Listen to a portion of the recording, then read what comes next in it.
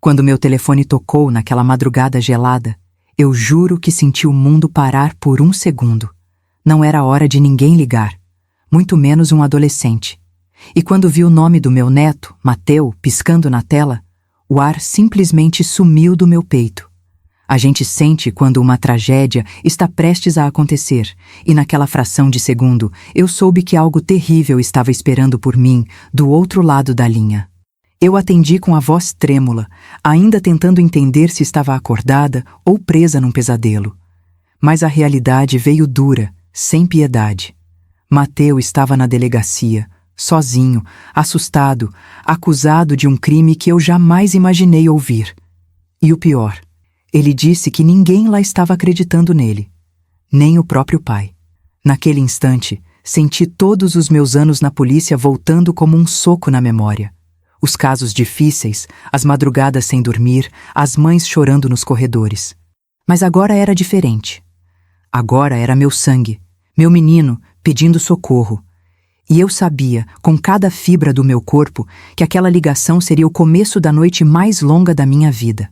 Quando o telefone começou a vibrar naquela madrugada silenciosa, levei alguns segundos para entender o que estava acontecendo. A casa estava tão escura que até os móveis pareciam adormecidos. Estiquei a mão, tateando a mesinha até encontrar o celular.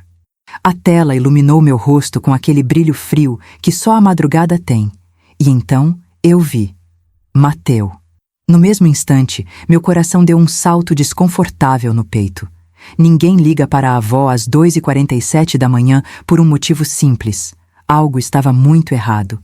Atendi quase sussurrando, tentando firmar a voz, mas ela escapou trêmula.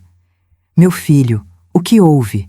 Do outro lado, ouvi só o ar dele, curto e trêmulo, como alguém lutando para não chorar.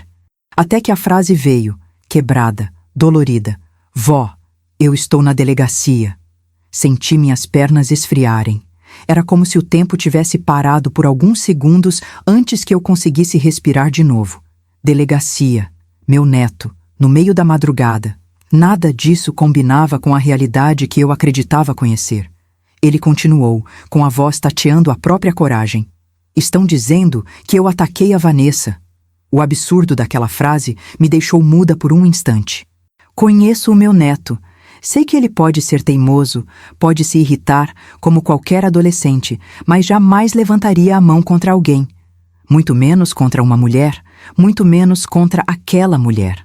E antes que eu pudesse perguntar qualquer coisa, a verdade veio rasgando. Vó, foi ela que me bateu.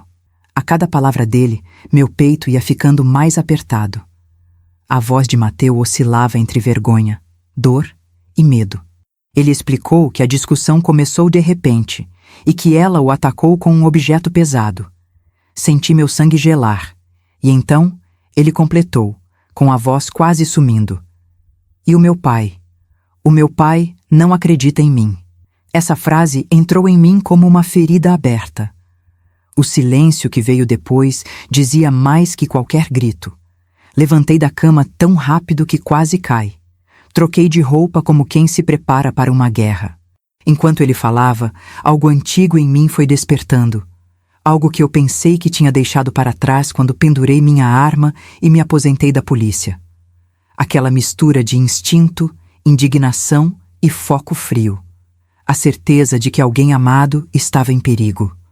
Cada detalhe que Mateu descrevia era uma lâmina afiada me atravessando e me empurrando para a ação. Ele tentou explicar mais, mas eu já estava com a chave da casa na mão quando ouvi a última frase dele, frágil como um pedido de socorro. Vó, por favor, vem me buscar. Essa oração simples mudou tudo. Não era só medo, era abandono, era desamparo. Era um menino pedindo ajuda porque ninguém mais estava ouvindo. E naquele momento, nada no mundo teria força suficiente para me impedir de chegar até ele.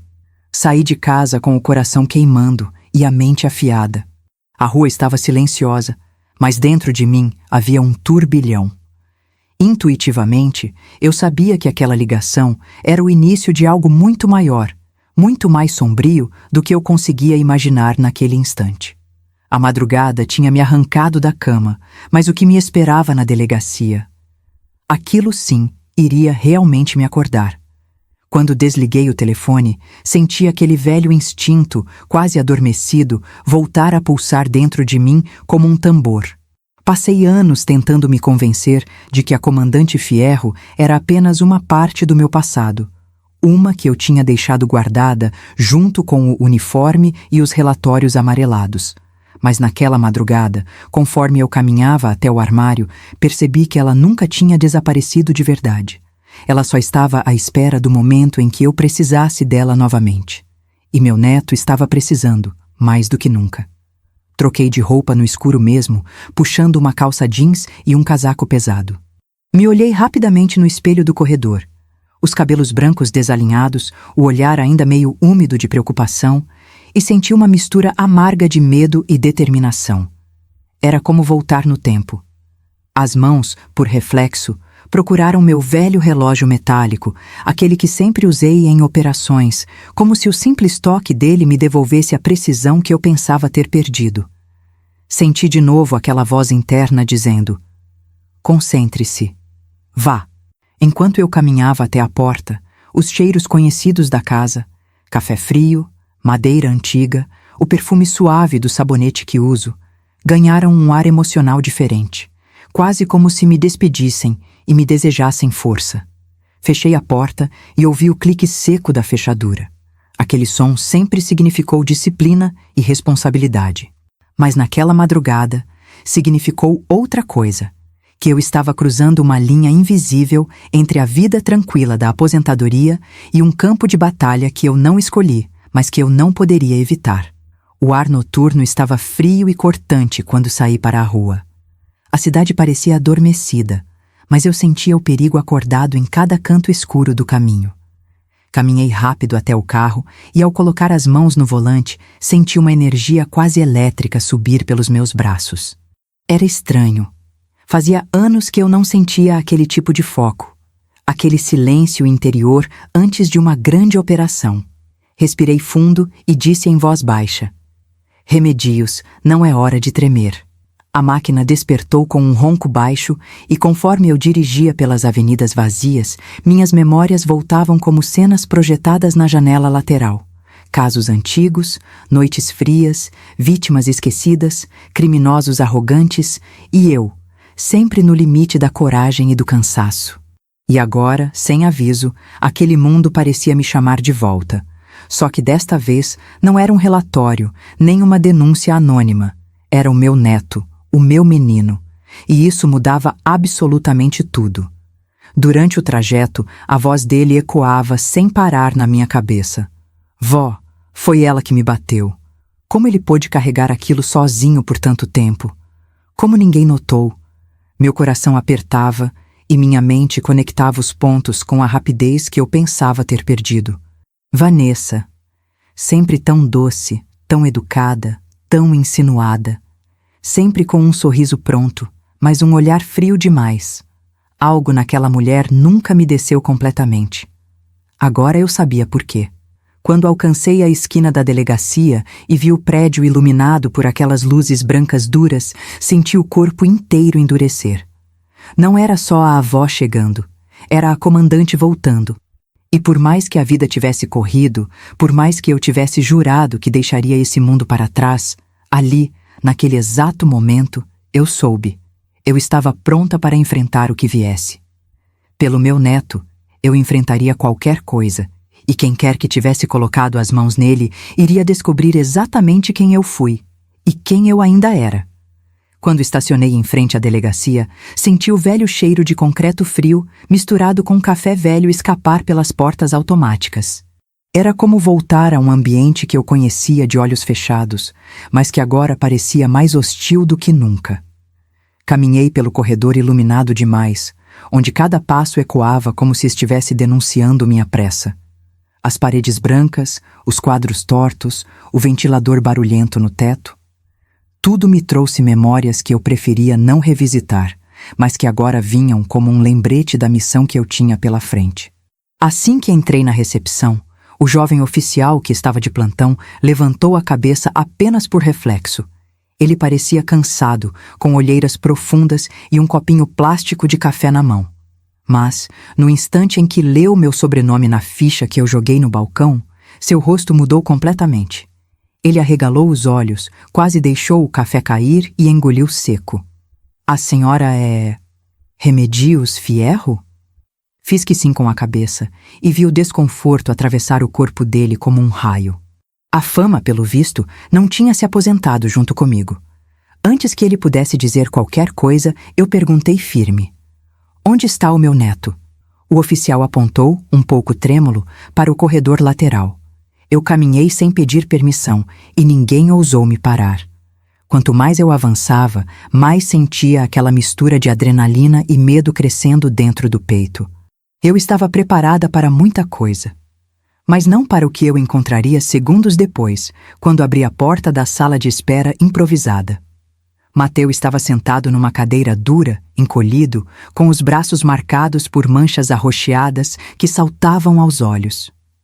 O lado esquerdo do rosto estava avermelhado, inchado. Quando ele me viu, seu queixo tremou como o de uma criança que finalmente encontra abrigo depois de uma tempestade. "Vó", ele sussurrou. Meu coração se partiu ali mesmo, sem pudor. Caminhei até ele e toquei seu rosto com cuidado, como quem segura um objeto frágil demais para qualquer movimento brusco. Foi quando ouvi uma porta bater atrás de mim. Virei e vi meu filho, Adrián, parado no batente, com o olhar perdido e uma expressão que misturava vergonha, confusão e teimosia. Ele parecia menor do que eu lembrava. "Mãe, não faça escândalo", ele murmurou, sem coragem de me encarar direito. Uma onda quente subiu pelo meu peito, um misto de decepção e incredulidade. Como ele podia estar tão cego, tão preso às mentiras daquela mulher? E como se tivesse sido convocada pelo próprio veneno, Vanessa apareceu logo em seguida, maquiada, impecável, com um lenço no pescoço e um ar de vítima cuidadosamente ensaiado. Ao me ver, ela abriu um sorriso tenso e disse: "Dona Remédios, espero que tenha vindo para acalmar seu neto." O cinismo escorreu pelas palavras dela como óleo velho. Ela fingia preocupação, mas seus olhos... os olhos. Eles me encaravam com aquela frieza calculada que só gente perigosa tem. Fiquei ali, entre meu neto ferido, meu filho perdido e aquela mulher falsa, e senti algo dentro de mim se solidificar. Era como se uma verdade silenciosa estivesse se revelando peça por peça. Não era apenas um desentendimento familiar. Não era um erro. Aquilo ali tinha cheiro e textura de algo muito mais profundo, mais sujo, mais planejado. E naquele instante, eu soube. Todas as máscaras estavam prestes a cair, uma por uma. Assim que nos acomodaram na pequena sala de atendimento, o clima ficou ainda mais pesado. A luz fluorescente piscava levemente, como se estivesse nervosa junto conosco. Quando o escrivão entrou com a prancheta nas mãos, Vanessa ajeitou o lenço no pescoço com um drama que até a atriz mexicana acharia exagerado. Ela respirou fundo, fez cara de coitadinha e começou a falar antes mesmo de ser perguntada. "Eu quero registrar a agressão que sofri. O Mateu me atacou sem motivo. A vontade que tive de rir, ou de gritar, só não venceu porque meu neto estava ali, frágil, com o rosto machucado." O escrivão anotava tudo, enquanto Vanessa encenava cada palavra com um cuidado irritante. Tocava o próprio pescoço, suspirava, colocava a mão no peito, como quem revive um trauma profundo. Ele me empurrou, tentou me acertar. Eu tive que me defender. Era inacreditável ouvir aquilo. O olhar dela permanecia seco, calculado, sem a menor sombra de medo verdadeiro. Era um script sujo, preparado e repetido, e ela não vacilava em nenhum momento. Quando chegou a vez de Mateu falar, ele hesitou. Olhou para mim como quem pede permissão para respirar. Eu segurei sua mão e disse baixinho: "Fala a verdade, meu filho. Tudo." Ele então respirou fundo, engoliu o medo e começou. "Foi ela que me atacou. Ela pegou o candelabro da sala e bateu em mim." A voz dele falhou no meio da frase. Ele levou a mão ao braço, onde ainda se via a marca do impacto. Vanessa imediatamente balançou a cabeça, cruzou os braços e soltou um riso curto, debochado. Ah, por favor, remédios. Agora vai dizer que eu, uma mulher sozinha, ataquei um adolescente forte desse tamanho? A audácia dela era tão grande que o ar da sala ficou mais pesado. O escrivão levantou a sobrancelha confuso, mas continuou anotando. Enquanto isso, minha mente trabalhava a 1000 por hora. O candelabro, a sala, a posição das marcas e as câmeras da casa, que, segundo Adrian, estavam quebradas. Coincidência demais. Coincidência que ninguém com experiência aceitaria. Tentei intervir com calma, mas firmeza. Mateu não inventaria algo assim. Ele está machucado. Vanessa virou o rosto irritada e respondeu. Machucado porque tentou me agredir e caiu. Adrian viu a confusão. Meu filho, que estava parado no canto feito sombra, apenas abaixou a cabeça. A culpa estava lá, estampada, mas a confusão também. Ele não sabia mais em quem acreditar, e essa era justamente a especialidade daquela mulher. Foi quando Mateu completou algo que fez meu estômago virar. As câmeras não estavam quebradas, vó. Ela desligou tudo ontem. O silêncio que caiu na sala foi profundo. Vanessa congelou por um instante. Um erro mínimo, quase imperceptível, mas suficiente para mim. Ela piscou rápido, se recompondo, e forçou um sorriso.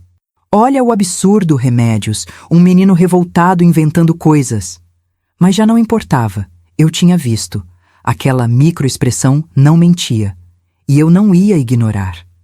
Enquanto o escrivão tentava organizar as versões, eu olhava para cada detalhe, o tom de voz dela, os cortes nas frases, as informações que ela evitava. Aquele depoimento não era só distorcido, era construído, manipulado. E o que mais me assustava não era o que ela dizia, era o que ainda estava escondido. E eu sabia, com absoluta certeza, que aquela noite tinha só arranhado a superfície. Quando finalmente saímos daquela sala sufocante, pedi ao oficial um momento a sós com meu neto. Encontramos um espaço vazio no corredor lateral, onde só se ouvia o zumbido constante de uma lâmpada prestes a queimar. Mateu sentou devagar, como quem ainda sente dor em cada movimento.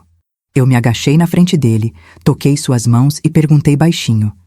Meu filho, o que realmente está acontecendo nessa casa? A resposta não veio de imediato. Ele respirou fundo, fechou os olhos e deixou que uma lágrima solitária escapasse. A voz dele saiu pequena, cansada, quase sem vida. Vó, isso não começou hoje.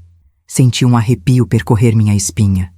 Ele engoliu seco, tentando manter a compostura, mas a verdade pesava mais do que qualquer esforço. Ela faz isso há meses. Me xinga, me empurra, diz que eu sou um estorvo, que meu pai só me tolera por sua causa. A cada palavra, eu me sentia diminuindo por dentro, como se alguém apagasse a luz do meu peito. Eu nunca imaginei que meu neto tivesse passado por algo tão cruel e tão sozinho. Ele continuou, mordendo o lábio como quem tenta segurar o tremor da voz. Quando meu pai chegava, ela mudava tudo. Virava um anjo. Mas quando ficávamos só nós dois, era outra pessoa. Ele descreveu humilhações, provocações, insultos disfarçados de brincadeira. Coisas que ninguém veria como violência à primeira vista, mas que corroem a alma aos poucos. Eu via nos olhos dele marcas que não apareciam na pele. Medo, vergonha, exaustão. Mateu passou a mão pelo braço machucado, olhando para o chão como se tentasse entender a própria história. Eu tentei contar para o meu pai, mas ela sempre dava um jeito. Sempre fazia ele achar que eu estava exagerando ou inventando. Aquilo cortou meu coração de um jeito que eu nunca tinha sentido. Como meu filho pôde não ver? Como pôde permitir que uma estranha entrasse na vida deles com tanta liberdade? Com tanto poder? O pior veio quando ele confessou, num sussurro quebrado. Eu achei que merecia, porque ela dizia que eu atrapalhava a vida dela. Sentia a bile subir pela garganta. A violência física dói, claro, mas a violência que se instala na mente, essa destrói de dentro para fora. Meu menino, O mesmo que eu carreguei nos braços tantas vezes, estava ali diante de mim acreditando que ele era o problema, quando na verdade ele era a vítima mais pura de uma manipulação doentia. Naquele instante, a culpa me atingiu como um golpe no estômago. Como eu, ex-comandante, ex-investigadora, alguém que sempre farejou perigo a quilômetros, não percebi isso antes. Mateu confiava em mim. Sempre confiou. E mesmo assim, ele sofreu meses em silêncio, enquanto eu vivia minha rotina tranquila, achando que tudo estava em ordem. Era um tipo de dor que nenhuma arma, nenhum criminoso e nenhum caso difícil tinham sido capazes de me dar. Segurei o rosto dele entre minhas mãos e falei com toda a firmeza que ainda existia na minha alma. Isso acaba agora. Eu prometo. Ele levantou o olhar, com medo e alívio misturados. Naquele corredor frio, sob aquela lâmpada tremendo, uma coisa ficou clara. A violência silenciosa tinha acabado de ganhar voz. E a partir daquele momento, eu faria o possível e o impossível para garantir que ninguém encostasse mais um dedo nele. Assim que deixei Mateu um pouco mais tranquilo, meu instinto profissional assumiu completamente o controle. Eu sabia que aquela situação não podia ser tratada apenas com emoção. Precisava de estratégia, de silêncio, de cautela. Levantei-me, respirei fundo e puxei o celular do bolso. Meu dedo hesitou por um segundo antes de apertar o nome que eu não ligava havia anos. Letícia Duarte, investigadora particular. Minha velha sombra nos tempos de operações delicadas. Quando ela atendeu com seu tradicional "Quem está me incomodando a essa hora?", senti um alívio inesperado. Expliquei a ela, em poucas palavras, o que estava acontecendo. Letícia ficou em silêncio por alguns segundos, e eu sabia o que isso significava. Ela estava processando tudo. Em seguida, ouvi sua voz mudar, ficando mais séria. Me manda o endereço da casa. Dou um jeito de passar lá ainda hoje. Era exatamente o que eu precisava ouvir. Letícia tinha um talento raro para enxergar o que os outros não viam. Rastros, padrões, mentiras escondidas atrás de pequenas ações. Se havia alguém capaz de desmontar o teatro de Vanessa, era ela. Quando desliguei, voltei para perto de Mateu. Pedi com toda a calma do mundo. Você tem alguma prova? Mensagem? Foto? Qualquer coisa? Ele olhou para mim com um misto de esperança e medo. Então puxou o celular do bolso e desbloqueou com mãos trêmulas. No álbum de fotos havia imagens que me tiraram completamente o ar. Moretones em diferentes estágios, roxos profundos, manchas amareladas, pequenas escoriações. Marcas que não apareceram de um dia para o outro. A cada deslizada de dedo na tela, eu reconhecia o padrão. Velocidade da agressão, distância do golpe, direção do impacto. Era violência planejada, repetida, controlada. Por que você não me mostrou isso antes, Mateu? Perguntei, tentando manter a voz estável. Ele deu de ombros com a cabeça baixa. Porque eu achava que você ia ficar desapontada comigo, ou que ninguém ia acreditar. E ali, mais uma vez, senti a dor que só uma avó sente quando percebe que falhou com quem mais ama. Enquanto analisava as fotos, meu cérebro montava o quebra-cabeça. Se Vanessa fez isso por meses e ainda teve a audácia de acusá-lo, havia mais, muito mais. E Letícia provavelmente estava encontrando peças ainda mais perigosas lá na casa. Eu sabia que aquilo não era só um caso de violência doméstica. Era padrão, era histórico. E ninguém repete um comportamento assim sem ter feito antes, ou sem planejar fazer novamente. Olhei para Mateu e disse com a firmeza que só anos de comando podem dar. Guarda tudo, não apaga nada. Isso vale ouro na investigação. Ele apenas assentiu. Eu então fiz algo automático, quase instintivo. Tirei o celular dele da mão e enviei as fotos para o meu próprio número, criando um backup silencioso e seguro. Se Vanessa tentasse mexer no aparelho dele depois, não conseguiria apagar a verdade. A noite estava só começando, mas eu já tinha aprendido a primeira grande lição daquele caso.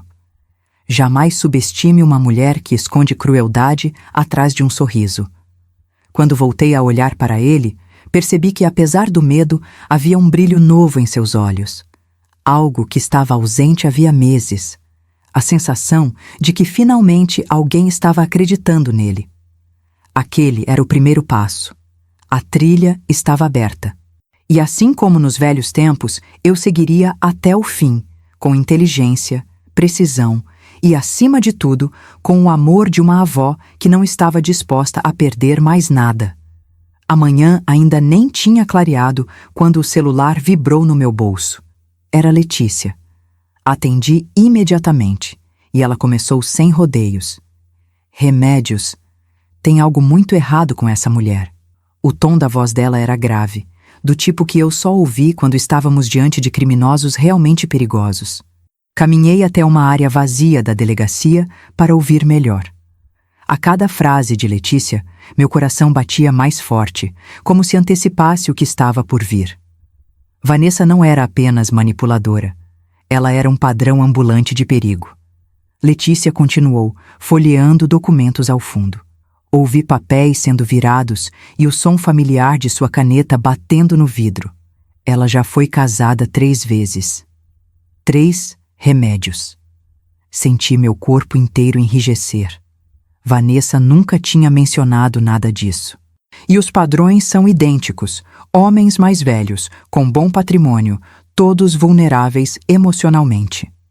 Era o tipo de perfil que criminosos oportunistas amam explorar.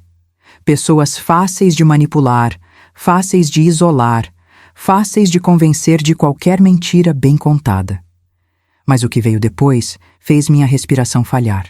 2 desses homens morreram, e não foi de velhice. Letícia deu uma pausa longa, como se estivesse preparando o terreno para a parte mais pesada. Um teve um suposto ataque cardíaco dentro de casa, o outro caiu da escada. Em ambos os casos, ela estava presente.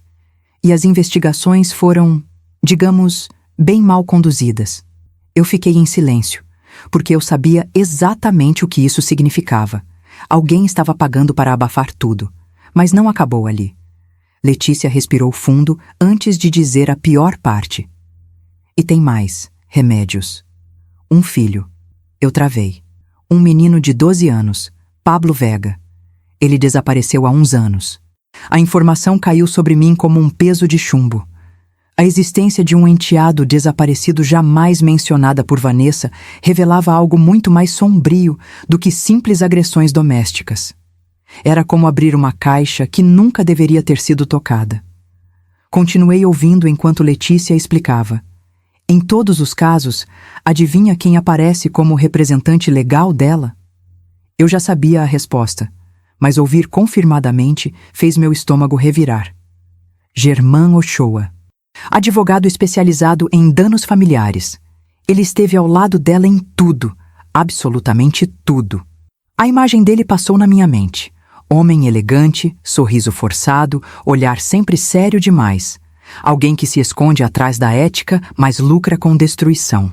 Letícia, então, concluiu com a frieza profissional que sempre admirei nela. Isso não é coincidência, é padrão. Ela se aproxima, isola, controla, elimina e herda. Eu fechei os olhos, tentando processar cada peça daquele quebra-cabeça doentio. Vanessa era mais que perigosa.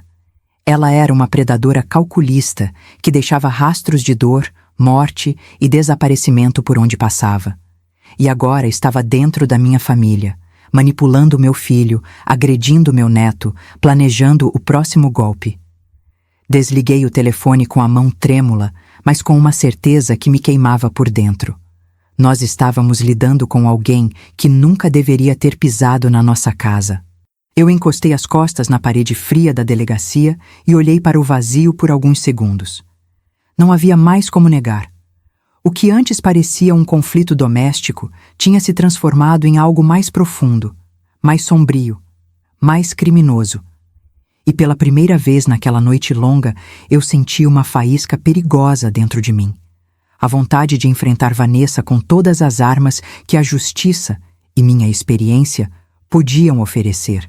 Quando Mateu foi liberado para voltar para casa, apenas para pegar algumas roupas, eu sabia que aquele seria um momento decisivo. Pedi que ele não fosse sozinho, nem por um minuto. Então, seguimos juntos até a residência, o palco de toda aquela dor silenciosa. Antes de entrar, olhei para ele e disse: "Lembra do que conversamos. Mantenha a calma e deixa que eu observo tudo." Ele assentiu, respirando fundo. A porta rangeu ao abrir, como se a casa própria estivesse avisando que algo ali dentro estava errado há muito tempo. A primeira coisa que fiz foi acionar discretamente as câmeras ocultas que Letícia havia me entregue mais cedo. Coloquei uma no bolso do casaco e deixei outra posicionada entre os livros da sala. Mateu, sem saber exatamente o que fazer, foi até o corredor e, depois de alguns segundos, voltou com o candelabro nas mãos. O objeto estava sujo, pesado, e o sangue seco ainda marcava a base metálica. "É esse. Ela bateu em mim com isso." Senti um nó na garganta. Aquilo era a prova física que faltava. A arma do crime, guardada às pressas, sem limpar, como se Vanessa tivesse certeza de que nada a atingiria. Enquanto eu analisava o objeto, ouvi passos descendo as escadas. Vanessa surgiu com o mesmo sorriso falso colado no rosto, mas seus olhos entregaram o pânico ao nos ver ali. "O que estão fazendo na minha sala?" ela perguntou, tentando manter a pose. Mateu instintivamente deu um passo atrás e eu fiquei na frente dele. Mantive minha voz firme. "Só estamos pegando as coisas dele." Ela cruzou os braços e respondeu com veneno disfarçado: "Que ótimo, porque essa casa não será mais abrigo para gente ingrata." E então, sem perceber que estava sendo gravada, Vanessa mostrou sua verdadeira face. Aproximou-se de mim, quase roçando o candelabro que eu segurava, e sussurrou com um sorriso torto: "Quando eu vender essa casa velha, pelo menos vai servir para alguma coisa." Eu senti o ar esquentar ao meu redor. Aquela mulher falava da minha casa, minha história, meu sangue, minhas memórias, como se fosse um objeto descartável. E principalmente falava com a certeza de que tudo já estava garantido, como se tivesse o futuro da minha família nas mãos. Ela mal desconfiava do buraco em que estava cavando. Foi nesse exato momento que a porta se abriu novamente e meu filho, Adrian, apareceu. O rosto dele estava cansado, mas havia algo diferente: dúvida. Ele provavelmente ouvira parte da frase dela do lado de fora. Ficou parado, olhando para Vanessa, como quem vê pela primeira vez o monstro por trás da maquiagem. Ela percebeu e sua expressão mudou instantaneamente, de arrogância para falsa fragilidade. "Amor, isso tudo está sendo mal interpretado." Mas Adrian não respondeu. Ele apenas olhava, como alguém que começa finalmente a acordar. Eu respirei fundo e decidi não dizer nada. A verdade, às vezes, precisa cair sozinha, sem empurrões. Apenas fechei o zíper da mochila de Mateu, coloquei o candelabro dentro de uma sacola e acenei para ele seguir comigo. Vanessa nos seguia com o olhar, tensa, inquieta, mas tentando não demonstrar.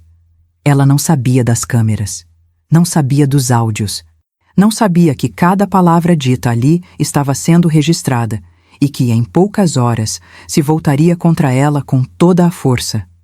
Ao sairmos daquela casa, senti o ar frio da rua bater no meu rosto como um aviso. Eu sabia que estávamos nos aproximando do momento em que tudo começaria a ruir para Vanessa, mas também sabia que ainda faltava o passo mais importante, a armadilha perfeita. E enquanto caminhávamos até o carro, eu já sentia cada peça se encaixando exatamente onde deveria estar. Quando voltamos para minha casa, sentei-me na mesa da cozinha com uma xícara de café forte e comecei a traçar o plano. Eu sabia que Vanessa só mostrava sua verdadeira face quando sentia que podia ganhar alguma coisa. É nesses momentos que predadores relaxam e é aí que cometem erros fatais. Peguei meus antigos documentos, aqueles que eu não via desde a aposentadoria, e comecei a montar uma falsa doação da minha casa. O tipo de presente que uma oportunista como ela jamais conseguiria resistir. Enquanto organizava os papéis, senti aquela velha agilidade voltando às minhas mãos, como se os anos tivessem desaparecido. Mateu, ainda abalado, observava tudo em silêncio.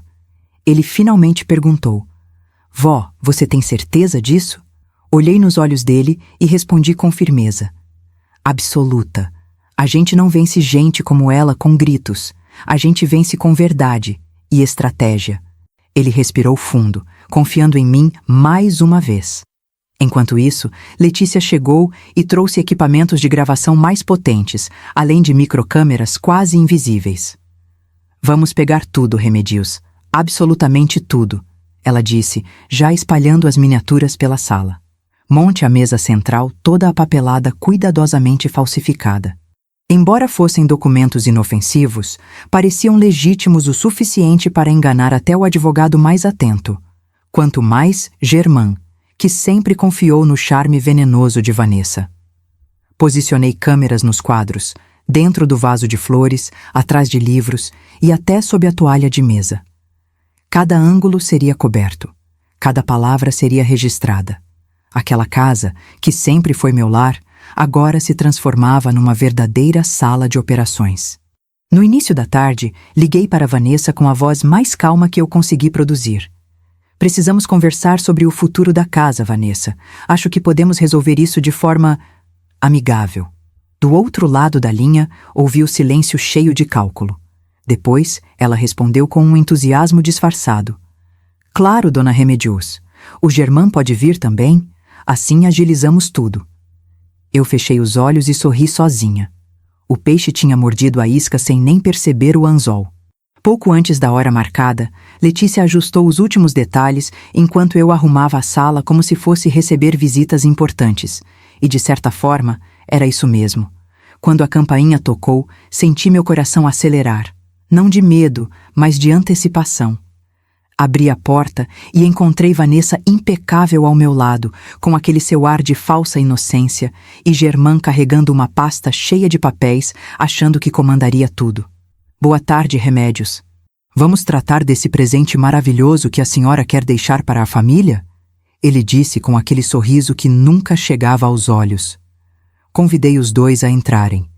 Vanessa caminhava pela sala analisando tudo, como se já estivesse escolhendo onde colocaria seus móveis no futuro. Germain se sentou, abriu a pasta e começou a recitar jargões jurídicos que só serviam para impressionar quem não entendia do assunto. Eu, porém, apenas o observava. Sabia que cada palavra que saía da boca dele seria uma peça importante no quebra-cabeça. Quando coloquei o documento falso sobre a mesa, Vanessa praticamente brilhou. Então, a casa será minha? Ela perguntou. O tom era tão ganancioso que quase estragou o disfarce. Eu apenas sorri com calma e respondi. Só precisamos confirmar alguns detalhes antes de assinar. Ela se inclinou para a frente, pronta para devorar tudo que pudesse. E naquele exato instante, eu soube. A armadilha estava montada. Vanessa estava presa pelo próprio apetite. Bastava provocar a confissão e deixar que a verdade finalmente se revelasse diante das câmeras escondidas. Vanessa sentou-se na minha frente, com aquele sorriso afiado que denunciava o quanto ela acreditava já ter vencido. Germain ajustou os óculos, abriu a pasta e começou a analisar os documentos falsos. A tensão no ar era quase palpável, mas eu mantive a expressão mais neutra possível. Letícia, escondida no quarto ao lado, acompanhava tudo pela transmissão das câmeras. Era o momento de puxar o fio certo para que o novelo inteiro se desfizesse. Então, deixei a voz escorrer com doçura calculada. Vanessa, antes de assinarmos, preciso ter certeza de que Mateu não corre mais risco. Ela ergueu uma sobrancelha impaciente e riu baixinho. Ah, Remédios, pare com isso. Esse menino inventa demais. A forma como ela diminuiu meu neto acendeu algo dentro de mim, mas mantive o foco. Inclinei-me para a frente e continuei. Quero ouvir de você. Quero saber o que realmente aconteceu naquela noite. Por um segundo, ela hesitou. Foi breve, mas suficiente para eu perceber que a máscara estava começando a rachar. Germain olhou para ela como se estivesse incentivando-a silenciosamente a manter o controle. Então Vanessa cruzou as pernas, ajeitou o cabelo e deixou escapar, com um brilho arrogante nos olhos. Mateu merecia aprender a não me desafiar. Meu coração bateu mais forte. Era a primeira pedra rolando ladeira abaixo. Continuei provocando. Aprender como? Ela parecia saborear a própria narrativa. Eu só mostrei a ele quem mandava na casa. Ele não me respeitava. Então precisei impor ordem. A naturalidade com que ela falava de violência me fez sentir um arrepio gelado na espinha. Mas o pior ainda estava por vir. Vanessa, agora completamente entregue ao próprio ego, inclinou-se sobre a mesa e confessou com orgulho doentio: se eu não tivesse agido rápido, aquele garoto ia estragar tudo. Eu precisava afastar ele do Adrian. E ia conseguir. Germain tentou interromper. Vanessa, cuidado com as palavras. Mas ela não estava mais raciocinando. Estava se exibindo. Eu bati nele com o candelabro, sim. E depois fiz o idiota do Adrian acreditar que o menino era agressivo. Fácil demais. Minha respiração travou. A confissão estava completa. E tudo estava sendo gravado. Eu mantive a calma externa, mas por dentro a fúria queimava. Deixei que ela continuasse, porque aquela mulher era especialista em cavar o próprio abismo. Vanessa então deu um passo além, com orgulho venenoso. E quanto aos outros remédios? Você acha que foi diferente? A vida é dos espertos.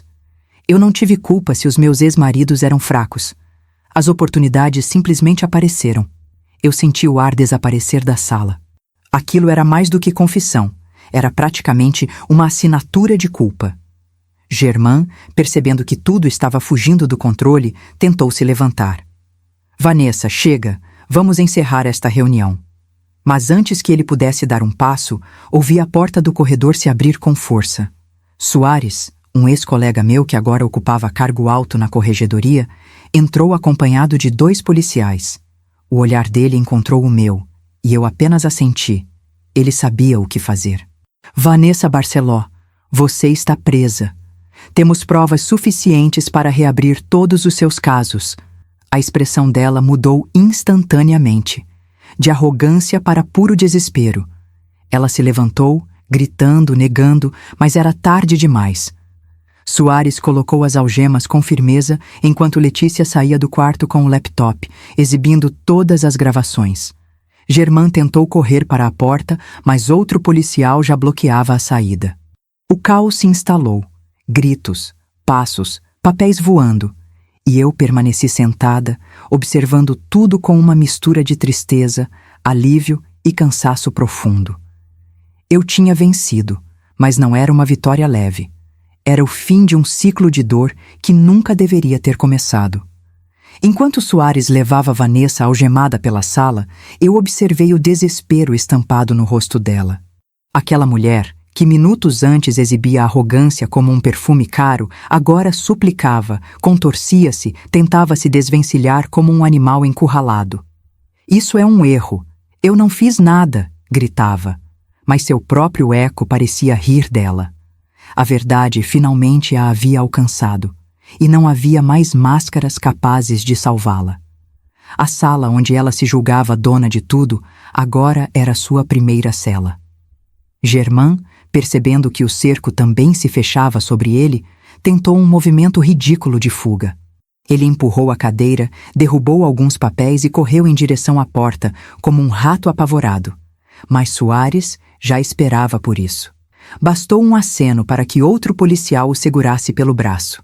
Germain Ochoa, você está preso por cumplicidade e obstrução de justiça. O advogado, outrora tão seguro e soberbo, agora balbuciava palavras desconexas, completamente perdido. A queda dele era inevitável e merecida. Adrian, que havia assistido a tudo em silêncio, finalmente desabou. Vi meu filho encostar na parede, com as mãos no rosto, como se tivesse sido atingido por um golpe invisível. Ele murmurava: meu Deus, o que foi que eu fiz? Como pude acreditar nela? Como pude abandonar meu próprio filho? A dor dele era profunda e legítima, e mesmo tendo motivos para me revoltar, senti meu coração se apertar. O engano de alguém inocente ainda assim dói, e a culpa pesa como chumbo. Enquanto Vanessa era conduzida para fora da minha casa, ouvi seus gritos ecoando pelo corredor. Eu ainda vou voltar, vocês vão se arrepender. Mas ninguém mais a escutava com medo ou respeito. Agora eram apenas ruídos de uma predadora capturada.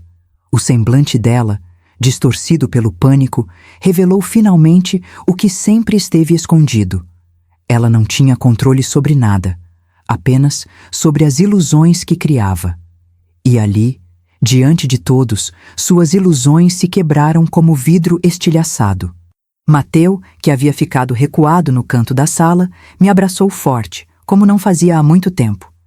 Senti seu corpo tremer, não só pelo medo, mas pela libertação. Vó, acabou? Ele perguntou, com a voz ainda fraca.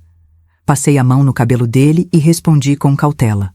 Acabou essa parte, meu filho, mas agora começa a reconstrução. Ele respirou fundo, como quem finalmente tira um peso gigante do peito. Letícia, sempre prática, já recolhia os equipamentos enquanto comentava. Isso vai dar o que falar, e vai abrir muita ferida antiga, mas é necessário.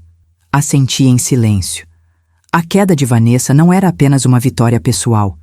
Era justiça para todas as vítimas que ela deixou pelo caminho.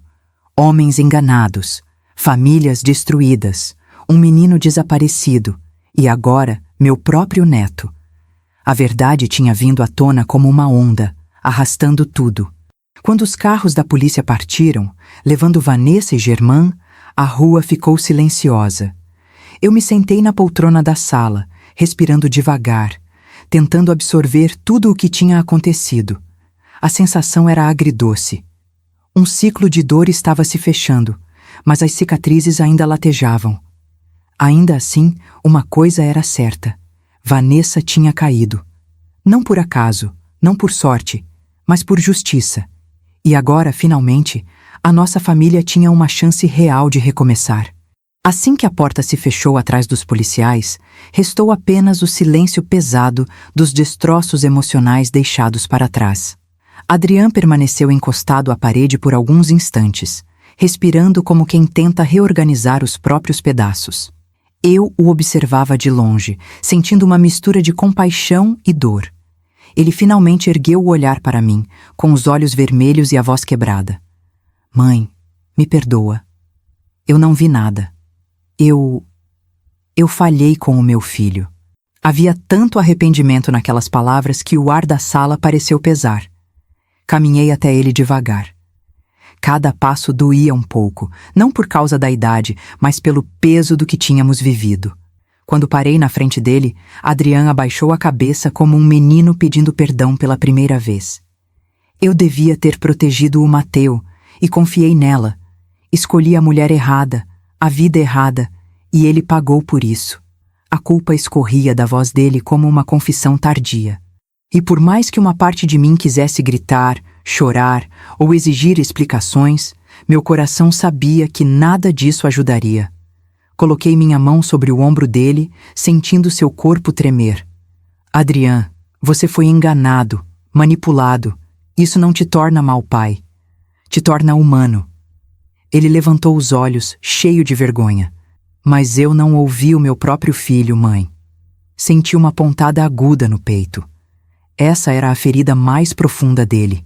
E eu sabia que cicatrizaria devagar. Eu sei. E isso vai levar tempo para sarar.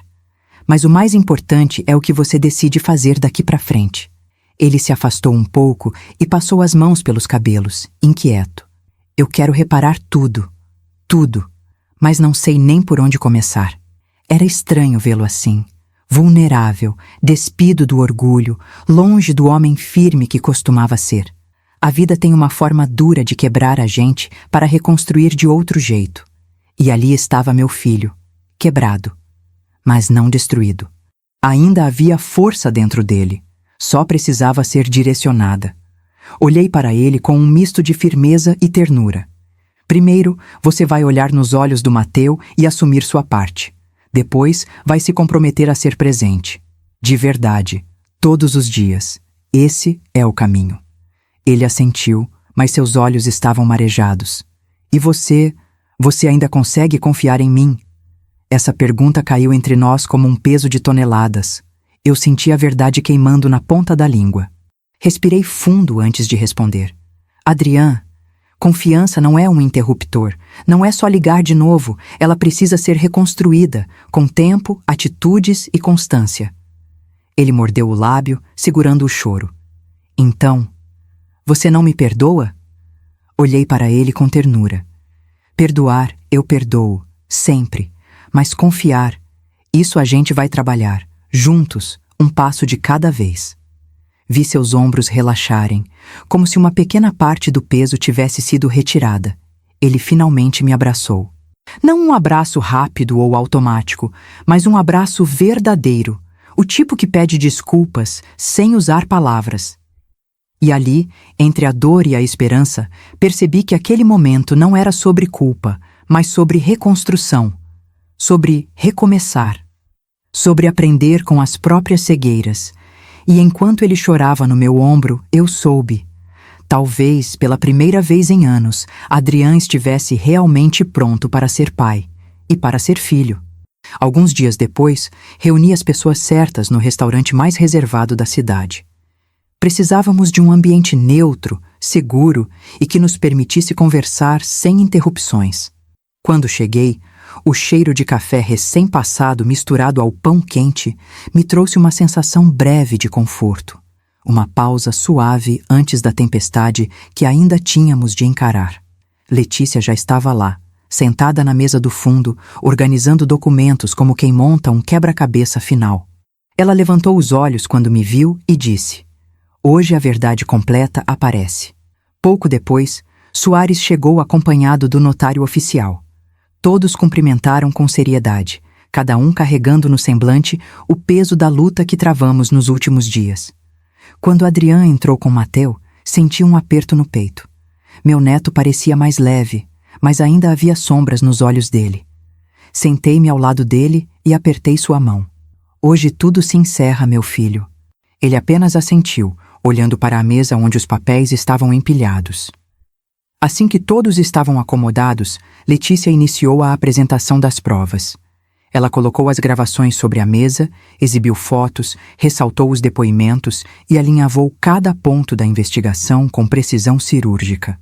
O notário observava atento, registrando tudo. Soares completava com detalhes técnicos, explicando como cada informação seria usada judicialmente. Eu assistia em silêncio, absorvendo a dimensão daquilo. A dor que vivemos não seria apagada, mas agora tinha sido transformada em força e em justiça. Foi então que Letícia anunciou algo que fez o ar da mesa mudar completamente. Temos mais uma informação.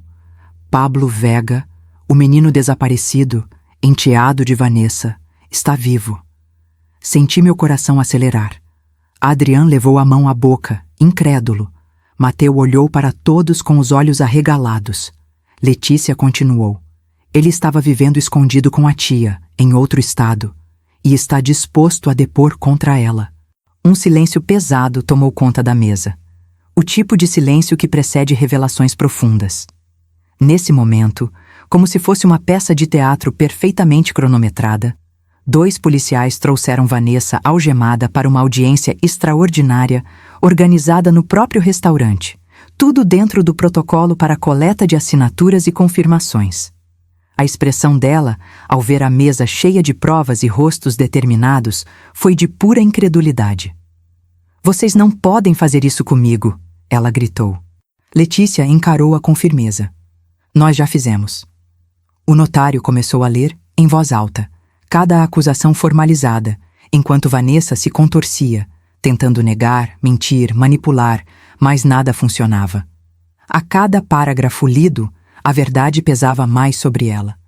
Quando Letícia mencionou Pablo, vivo, disposto a depor, livre do terror dela, Vanessa perdeu o controle completamente. "Ele devia ter ficado calado, esse ingrato", ela gritou, expondo mais uma vez o monstro que sempre foi. Os policiais a seguraram. E naquele instante, enxerguei ali não uma criminosa presa, mas uma mulher incapaz de amar, de sentir, de reparar qualquer coisa que destruiu. Quando Vanessa foi levada embora definitivamente, senti uma mistura de alívio e cansaço profundo. Olhei para Mateu, para Adrian, para Letícia, para Soares e percebi algo importante. Éramos uma família remendada, reconstruída pelo sofrimento, mas fortalecida pela coragem. O notário assinou os últimos documentos, selando o encerramento daquela longa batalha. E ali, naquela mesa simples de restaurante, rodeada de pessoas que escolheram a verdade, entendi que aquele era mais que um fechamento. Era um renascimento. E nossa história, enfim, começava a se reerguer. O dia do julgamento chegou com um peso estranho no ar. Acordei antes do amanhecer, incapaz de voltar a dormir, como se meu corpo inteiro soubesse que algo definitivo aconteceria nas próximas horas. Vesti uma roupa simples, mas firme, e prendi o cabelo como fazia nos meus tempos de comandante. Quando cheguei ao tribunal, senti o cheiro familiar de papel velho, café forte e tensão humana, uma mistura que eu conhecia bem demais. Lá dentro, dezenas de pessoas esperavam o início da audiência, cada uma com sua própria história ligada ao veneno de Vanessa. Mateu estava ao meu lado, mais maduro do que qualquer adolescente deveria ser. Ele apertava minhas mãos de tempos em tempos, como se buscasse força nos meus dedos. Adrian, atrás de nós, parecia carregado e determinado ao mesmo tempo. Quando a juíza entrou, todos se levantaram. O som das cadeiras arrastando ecoou pela sala como um aviso. Nada seria igual depois daquele julgamento. E eu sabia que estávamos prestes a ouvir verdades enterradas há anos, verdades que finalmente teriam espaço para respirar. A primeira testemunha foi Pablo Vega, agora com uma postura surpreendentemente serena. Ele contou detalhes de sua infância, da pressão psicológica que sofria, das ameaças veladas, dos momentos em que sentia que a vida estava por um fio dentro daquela casa. Enquanto ele falava, Vanessa, sentada no banco dos réus, torcia as mãos algemadas, tentando desviar o olhar. Mas não havia para onde fugir. Cada palavra dita ali era uma lâmina arrancando a fantasia que ela usou durante anos. Em seguida, outras vítimas surgiram. Parentes dos ex-maridos, uma cuidadora antiga, um vizinho que havia observado movimentações estranhas na casa dela. Todos, com vozes mais ou menos firmes, descreveram o mesmo padrão: manipulação, isolamento, arrogância, violência silenciosa. Enquanto eu ouvia cada depoimento, sentia uma mistura de revolta e solidariedade. A sala inteira parecia respirar junto, como se, enfim, alguém estivesse dizendo aquilo que todos temiam falar por tanto tempo. Quando Mateu foi chamado, meu coração quase saiu pela boca. Ele caminhou até o pódio com um passo inicial hesitante, mas, ao erguer os olhos, algo nele mudou. Com uma voz firme, contou o que viveu. Os insultos, as humilhações, o candelabro. Eu só queria que acreditassem em mim, ele disse, e ouvi suspiros ao redor da sala. Vanessa mordeu o lábio, irritada, mas não conseguiu interromper. Nada poderia barrar aquela verdade. Nada mais. Depois de horas de depoimentos, alegações, vídeos e provas, a juíza pediu silêncio para a sentença. A respiração coletiva pareceu prender-se no ar. Diante das evidências apresentadas, Vanessa Barceló é condenada a 58 anos de prisão, em regime fechado. A palavra 58 ecoou como um trovão. Vanessa arregalou os olhos, gritou, tentou levantar, mas os policiais já a seguravam. A juíza continuou. E o advogado Germán Ochoa é condenado a 25 anos, com perda permanente da licença para exercer a advocacia. Quando o martelo bateu, selando o fim daquele ciclo, senti um peso cair dos meus ombros. Não era comemoração, tampouco vingança. Era justiça, pura, limpa, dura. Olhei ao meu redor e vi rostos emocionados, pessoas abraçando umas às outras, lágrimas antigas finalmente encontrando espaço para escapar.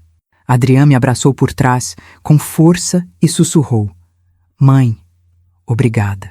Mateu encostou a cabeça no meu ombro e disse: "A gente conseguiu, vó."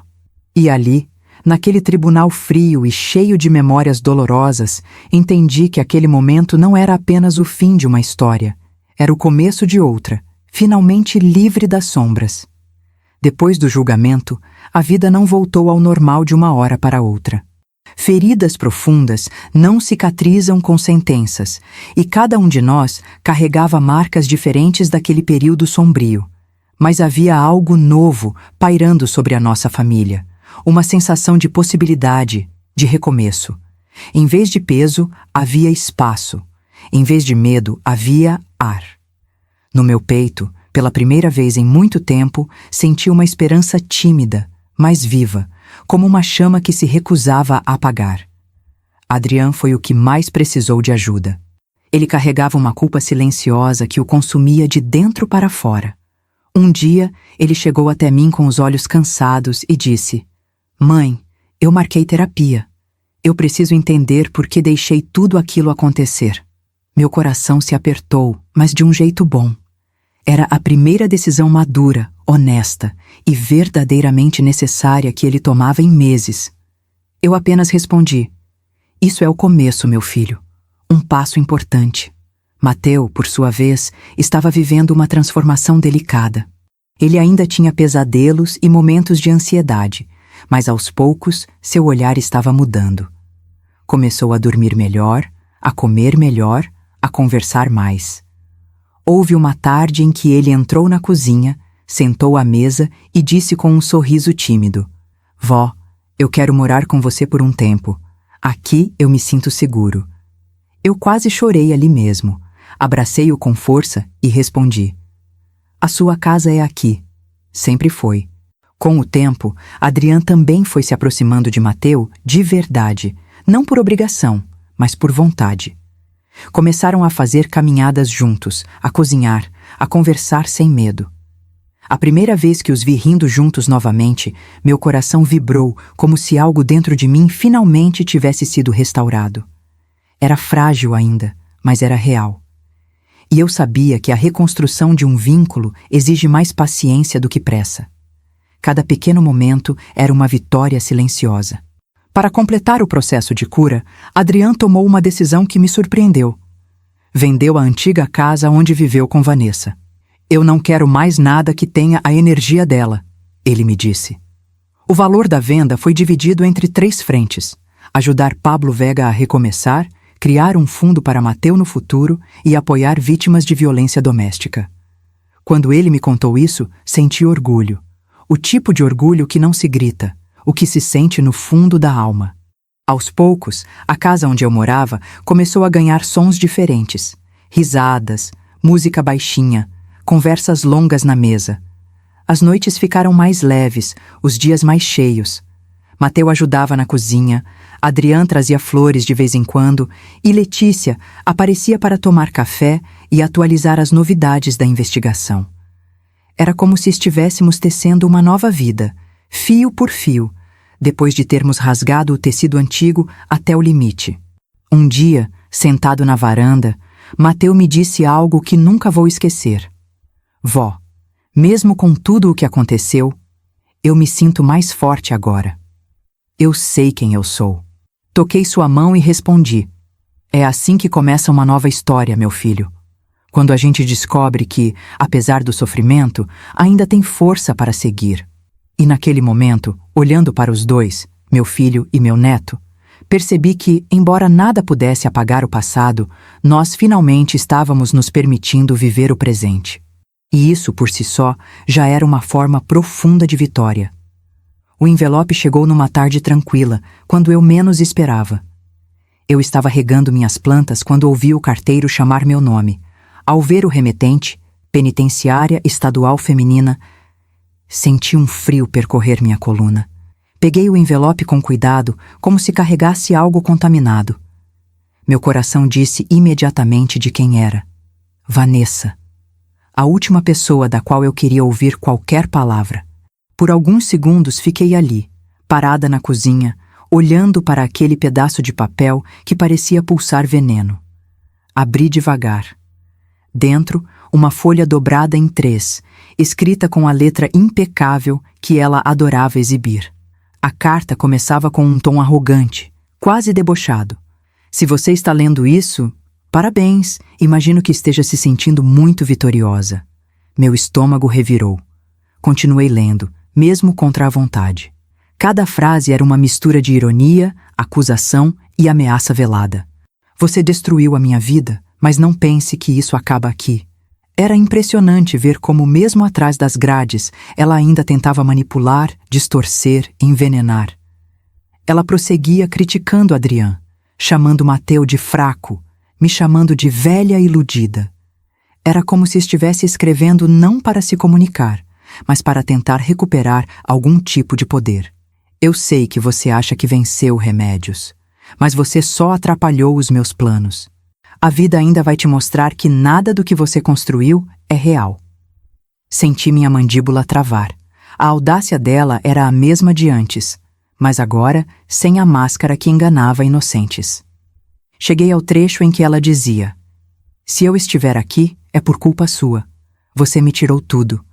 Mas eu ainda vou encontrar um jeito de voltar, de algum modo. Foi ali que algo dentro de mim simplesmente se desfez. Não de medo, mas de uma clareza absoluta. Aquele papel não passava de uma tentativa desesperada de manter controle. Era a voz fraca de um monstro que perdeu as garras e tenta assustar usando apenas sombras. Nenhuma palavra ali tinha poder real. Fechei a carta entre os dedos e respirei fundo. Por um instante, imaginei como teria sido se ela tivesse escolhido outro caminho, se não tivesse se tornado o que se tornou. Mas esse tipo de reflexão é inútil. Vanessa fez suas escolhas, e agora pagaria por cada uma delas. Eu abri a lixeira ao lado da pia e, sem cerimônia, rasguei o papel em pedaços, ouvindo o som como se fosse a última corrente se quebrando. Aqui você não tem mais espaço, nem na minha casa, nem na minha mente. Mateu entrou na cozinha bem no momento em que eu jogava os pedaços fora. Ele me olhou, curioso, e perguntou: o que era isso, vó? Sorri com calma, como quem encerra um ciclo sombrio de vez. Nada que mereça ser guardado. Ele assentiu sem pressionar. A maturidade dele me impressionava cada dia mais, e naquele instante percebi que destruir aquela carta não era apenas um gesto simbólico. Era a decisão consciente de escolher a paz. Voltei para a varanda e sentei por alguns minutos, respirando o ar fresco do fim da tarde. O céu estava começando a mudar de cor, num tom dourado que sempre me lembrava que a vida segue, mesmo depois das piores tempestades. Ali, sozinha por alguns instantes, senti algo precioso: liberdade. Vanessa podia escrever 1000 cartas, gritar, culpar, inventar, mas o poder dela tinha acabado.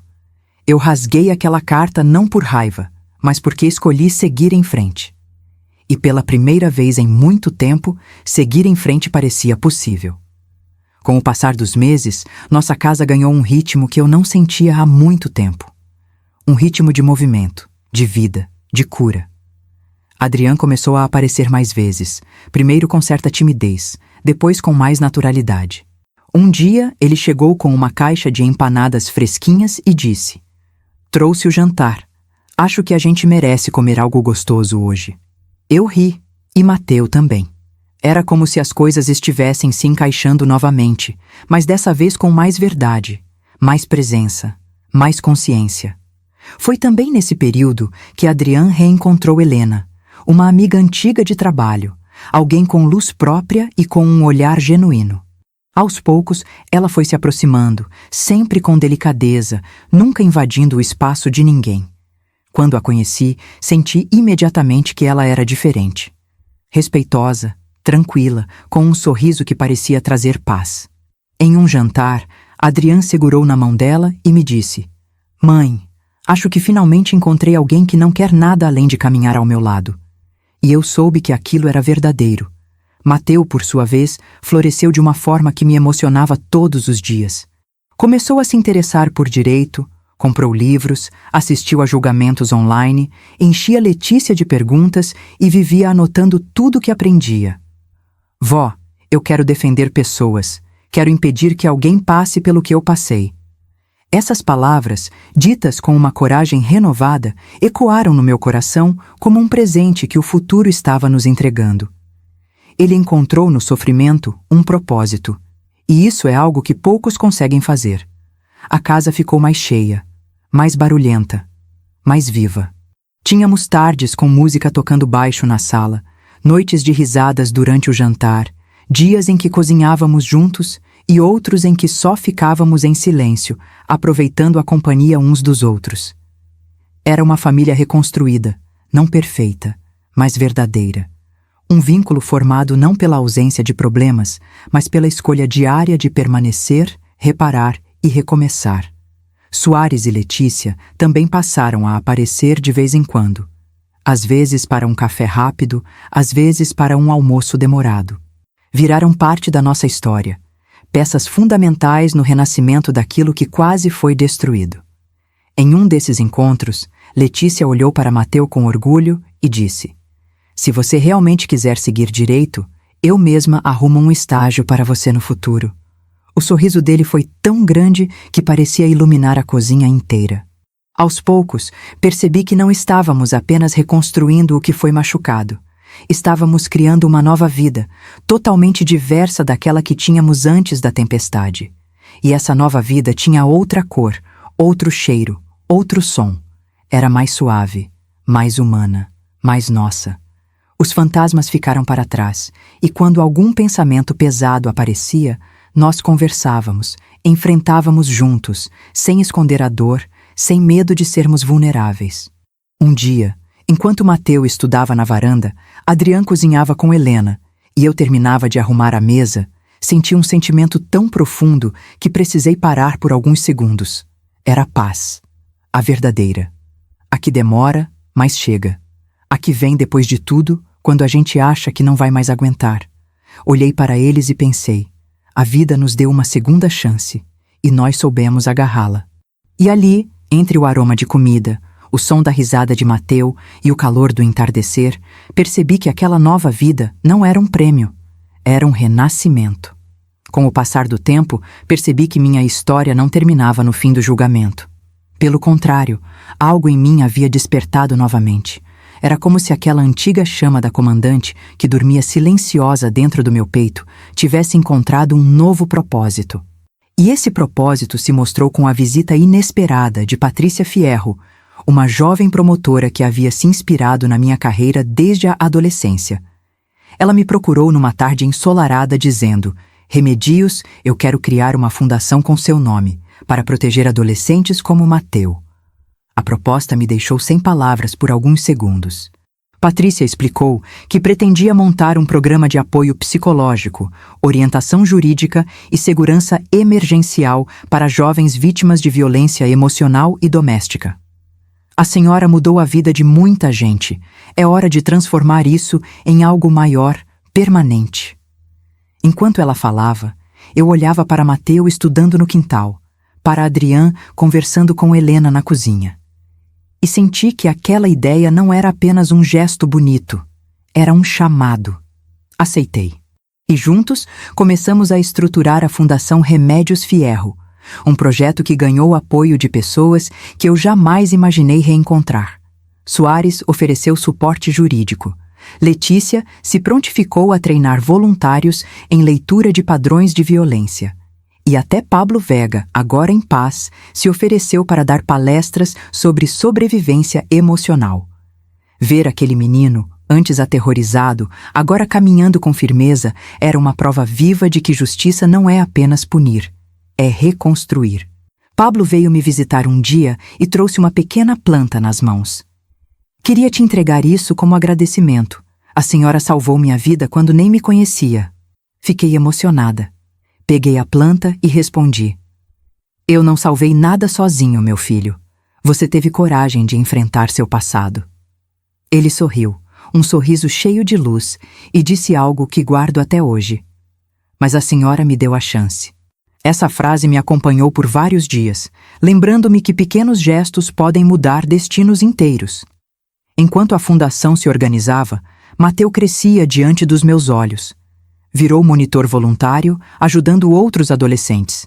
Tinha uma sensibilidade rara, fruto da dor que viveu, mas também da força que desenvolveu. Muitas vezes, eu o observava falar com outros jovens e via nele um futuro advogado, alguém que transformaria feridas em instrumentos de cura. "Vó, eu quero honrar o que você fez por mim", ele me disse numa noite enquanto estudávamos juntos na mesa da cozinha. Eu respondi apenas: O que eu fiz foi te amar. O resto foi você quem conquistou. Nos finais de semana, a casa vivia cheia. Música, conversas, reuniões com voluntários, encontros com jovens que buscavam ajuda. Às vezes, eu me sentava quieta na varanda, observando todo aquele movimento, e pensava em como a vida tem um jeito curioso de transformar dor em missão. Em como as tragédias que quase nos quebram acabam moldando nossa força, e em como o amor, quando é decidido e persistente, reconstrói até paredes que achávamos irrecuperáveis. O maior símbolo dessa nova fase, porém, foi a árvore de cerejeiras que plantamos juntos. Eu, Adrian, Mateu, Helena, Patrícia, Soares, Letícia e até Pablo. Cada um colocou um punhado de terra, cada um disse algumas palavras, cada um depositou ali parte da história que carregava. Quando terminamos, olhei para aquela muda frágil e disse: que ela cresça como nós crescemos, com raízes fortes apesar das tempestades. E pela primeira vez em anos, senti que meu legado não estava na minha patente, nem nos anos de serviço, mas nas vidas que tocamos e nas que ainda seriam transformadas. Quando olho para tudo o que vivemos, percebo que a verdadeira vitória nunca esteve em ver Vanessa sendo levada algemada ou ouvir a sentença ecoando pelo tribunal. A verdadeira vitória estava nos momentos silenciosos, nos olhares que voltaram a se encontrar, nos abraços que deixaram de ser tímidos, nos medos que finalmente puderam ser ditos em voz alta. Muitas vezes, a justiça que a gente busca no mundo começa dentro da gente, no simples ato de não permitir que a dor nos defina. E naquele processo, aprendi que curar uma família é como reconstruir uma casa antiga. Exige paciência, cuidado e a disposição de recomeçar quantas vezes for preciso. Sinto que meu maior papel não foi ser comandante, nem investigadora, nem a mulher que desvendou os crimes de Vanessa. Meu maior papel foi ser avó. Foi acreditar no Mateu quando ele mais precisava. Foi segurar a mão do meu filho quando ele se despedaçou. Foi estar presente. Às vezes, a força que a gente carrega não está na experiência, na patente, nem no passado, mas no amor que nos move quando tudo parece desmoronar. E eu, que passei anos lutando em guerras alheias, descobri que a batalha mais importante sempre esteve dentro da minha própria casa. Hoje, eu caminho entre essas paredes com outro olhar. Cada canto tem uma memória, mas agora carrega também um significado diferente. As marcas do passado não foram apagadas. Elas apenas deixaram de ser feridas abertas. São lembranças que me ensinam, me alertam e me lembram do quanto amadurecemos como família. E sempre que vejo Mateu sorrir de verdade, sinto como se a vida me dissesse: você chegou até aqui, e isso não foi em vão. A fundação que leva meu nome cresceu mais rápido do que eu imaginava. Jovens chegam com histórias que doem, mas saem com esperança. E cada vez que alguém me chama de Dona Remédios, com respeito e gratidão, eu me lembro de todas as vezes em que pensei estar velha demais para fazer diferença. A verdade é que nunca é tarde para ser útil. Nunca é tarde para estender a mão. Nunca é tarde para transformar cicatrizes em sementes. Sementes que florescem em outros, mesmo quando não estamos olhando. Às vezes me pego pensando como teria sido se eu não tivesse atendido aquela ligação de madrugada. Talvez nada disso existisse. Talvez Mateu estivesse perdido. Talvez Adrian ainda estivesse preso em ilusões. Talvez eu mesma tivesse virado as costas para meu destino. Mas a vida tem dessas coisas. Ela chama, e cabe a nós decidir se atendemos ou não. Eu atendi. E, naquele gesto simples, tudo mudou. Tudo começou. Quando me sento diante da cerejeira que plantamos juntos, observo seus galhos crescendo, tímidos, mas firmes. É impossível não pensar em como cada um de nós também brotou novamente, mesmo depois das tempestades mais duras. A árvore ainda é jovem, mas já é forte o suficiente para resistir ao vento, assim como nós. Assim como Mateu, assim como uma família que escolheu não desistir de si mesma. E agora, enquanto escrevo esta última parte, deixo uma pergunta no ar, uma pergunta que talvez você também precise ouvir. Quantas vezes você já sobreviveu ao que achou que não ia suportar? E quantas vezes ainda pode florescer, mesmo com as marcas que carrega? Eu aprendi que recomeços não acontecem quando tudo volta ao normal. Eles acontecem quando a gente decide seguir em frente, mesmo sabendo que jamais será igual. E no fim das contas, talvez seja exatamente isso que torne a vida tão preciosa. Depois de tudo o que vivi, aprendi que a vida sempre encontra uma forma de nos colocar diante daquilo que precisamos resolver, mesmo quando tentamos evitar, mesmo quando achamos que já não temos mais forças. E talvez, de alguma forma, essa história também tenha te lembrado de algo que você tem evitado encarar. Porque a verdade é simples, ainda que difícil. Ninguém floresce enquanto guarda silenciosamente o que dói, e ninguém se cura fingindo que está tudo bem. Eu precisei atender uma ligação de madrugada para despertar para isso, mas você não precisa esperar chegar ao limite. Às vezes, tudo o que falta é um passo pequeno, uma decisão sincera, um gesto de coragem. Então te pergunto, olhando diretamente para o seu coração, o que você precisa enfrentar hoje para resgatar sua paz? O que ainda te impede de reconstruir sua própria história? E quem você precisa ouvir ou finalmente deixar de ouvir para seguir em frente? A vida não entrega manual de instruções, mas entrega sinais. Entrega pessoas certas. Entrega oportunidades que só aparecem uma vez. E, principalmente, entrega a chance de recomeçar, mesmo quando tudo parece quebrado demais. Se essa história tocou você, se te lembrou de algo importante, se despertou alguma força que estava adormecida aí dentro, então não deixe isso morrer agora. Use esse sentimento para transformar alguma área da sua vida, por menor que seja. Às vezes, a mudança começa com um simples basta. Outras vezes, com um pedido de ajuda. E algumas raras vezes, começa exatamente assim, ouvindo uma história que ecoa a nossa própria alma. E antes de você ir, quero te pedir algo do fundo do meu coração. Se inscreva no canal, porque aqui a gente compartilha histórias que inspiram, fortalecem e lembram que ninguém está sozinho. E ativa também o sininho das notificações, para não perder nenhum conteúdo que pode te ajudar a enxergar a vida com mais coragem e clareza. Obrigada por estar aqui.